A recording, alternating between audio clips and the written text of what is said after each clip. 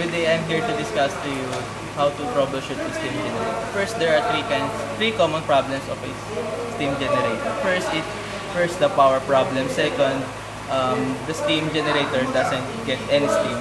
And the third problem is there is a low pressure in steam.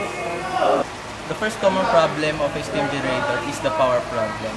If the steam generator seems not to be working, there must be a power-related problem. First, you should check the circuit breaker. If the circuit lever seems to be working, and first you should look at the main breaker of the steam generator because the steam generator requires a lot of current.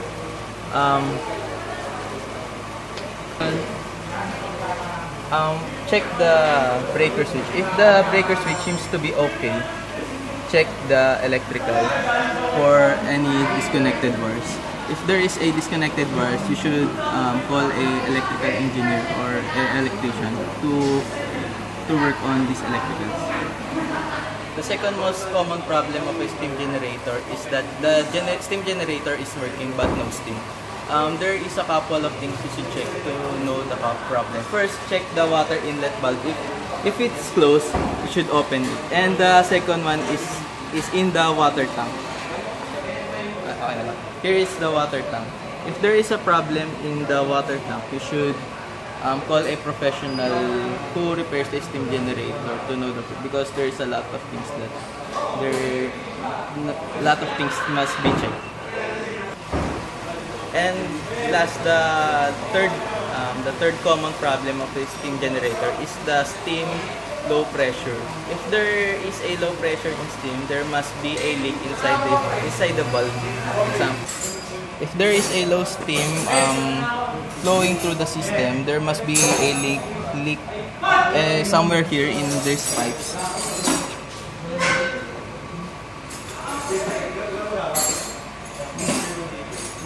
To know if there is a leak, you can see there is a gauge showing the pressure of the steam. So that's all how to troubleshoot a steam generator. I hope that will help you in troubleshooting your own steam generator.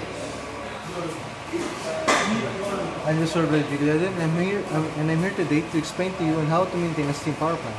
First of all, you must first determine if there's a low pressure level warning on the feed water tank itself. To do that, you must then go here. Has it been having insufficient water volume being fed to it? You must check the supply. Sorry. You must first you then check the supply of water if it's on or is it even connected to a proper water supply. After that, you then go back here and put your attention to the fuel tank itself. Doing so, you then go here. You need to make sure that the fuel tank is being fed enough fuel for it. To do that, you have to activate the hand pumps and ensure that it's running on that it has enough fuel to run on peak level efficiency. After that, you have to check the compressor if it provides enough air pressure levels to sustain its working capacity. Hi, I'm just and I'm here to explain on how to maintain a steam power plant. To maintain a steam power plant, you must first check the feed water tank. Low level warning means that you don't have enough water being fed to it. To do that, you have to check if this valve is on, or is it even connected to a water supply that can provide enough water volume for the steam power plant to work. After that, you have to check the fuel tank itself. To do that, you then go back here. This is the fuel tank. To maintain this, you have to check if it's being provided enough fuel.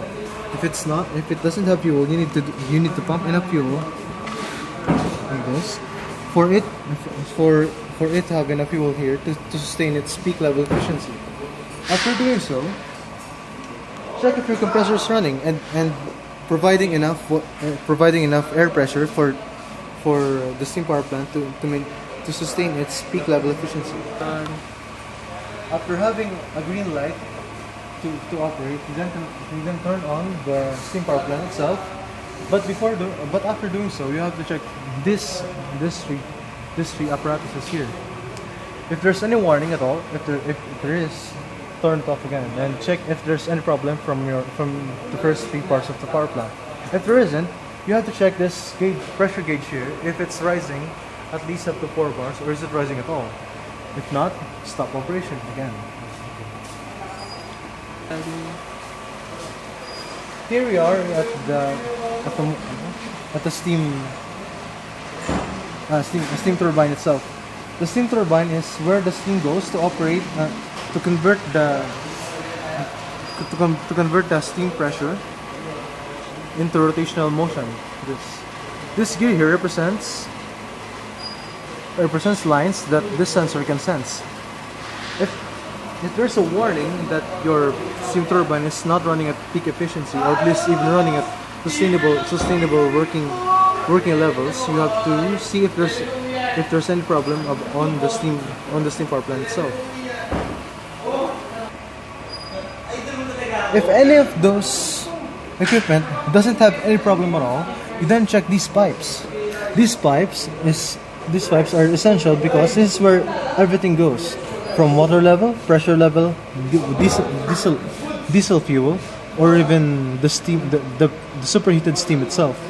If there's any leak on it, any leak at all, stop the operation because the steam power plant itself needs to be repaired or have its pipes replaced. Finally, this is after everything is running at peak condition. You then check that apparatus there. If that thing indicates the clicking sound, steam should come out of this part of the power plant. If steam comes out of this power plant, the steam power plant itself is good to go and run an operation over time. After everything is in peak working condition, after everything is in peak working condition, you're good to go. But what if at all, there's a part of this equipment that's, no matter how you troubleshoot it, there's a problem. That means the part of the steam power plant itself is has a critical problem where it's either broken or some part of it needs replacements. In doing so, you must first turn off the steam power plant itself, of course. Then take that critical portion of whichever part of the steam power plant. So, for example, the boiler. If the boiler itself has a problem itself, and no matter how you troubleshoot it, there's still a problem. That suffice. You need to take this apart and see if there's a critical portion or a critical part of it that's damaged. If so, you need to replace it. After replacing so, you need to view the operation history so that you can see which part of it or which part of its operation time has a problem with it. After that, this part of the pipe is broken. If this part of the pipe is broken and continues to suffice that it's broken, that means that the boiler itself has, whereas this part of the pipe is always wears out. To do that, you need to replace it with a pipe that can survive its pressure levels. After doing so, you need if you want to extend the operational life of the steam power plant, you need to calculate the consumption rate if you need to replace the part of it or the entire steam power plant itself. If you only need to replace a part of it, you first have to know the operation history if there's a problem of the operation history itself. After that, you need to see if there's a breakdown, if there's a history of any breakdowns at all. If there is, you need to see if that part of the steam power plant is still good to go or needs to be replaced with a much better part. After doing so, you need after after doing so and everything is done, you need to provide a longevity plan that needs that needs to show that this part is that this certain or this for example that this part is good to go and either needs to be replaced or maintained occasionally at a certain point, depending on the plan that you decided upon. Thank you, and that's the end of it. Good evening, and I'm Tristan Jeremy Ilianina, and I'm here to show you the steam generator manual. The steam generator manual contains all of the basic things that you need to know first and foremost before operating the steam generator. So if you look closely, I'll show you to you the contents of the manual. First, this manual is quite old, so a lot of its pages has been worn off or torn off, but it is still essential for you for the basics of knowing what the power plant is. So here is the appendices. You can see here steam boiler, each and every part of the steam gen power plant. Control panel. Here is one of the most important part of the steam generator, because without the control panel, we cannot use the steam generator itself.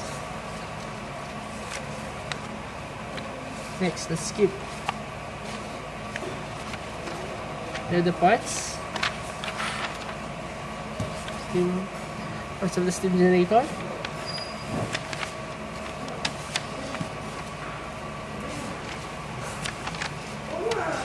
Here is a health and safety warning precautions before running the steam generator. Manufacturer's liability for the safety, electrical equipment, how to install, and how to maintain, rotating equipment, stored water, evaporating cooling towers, steam equipment.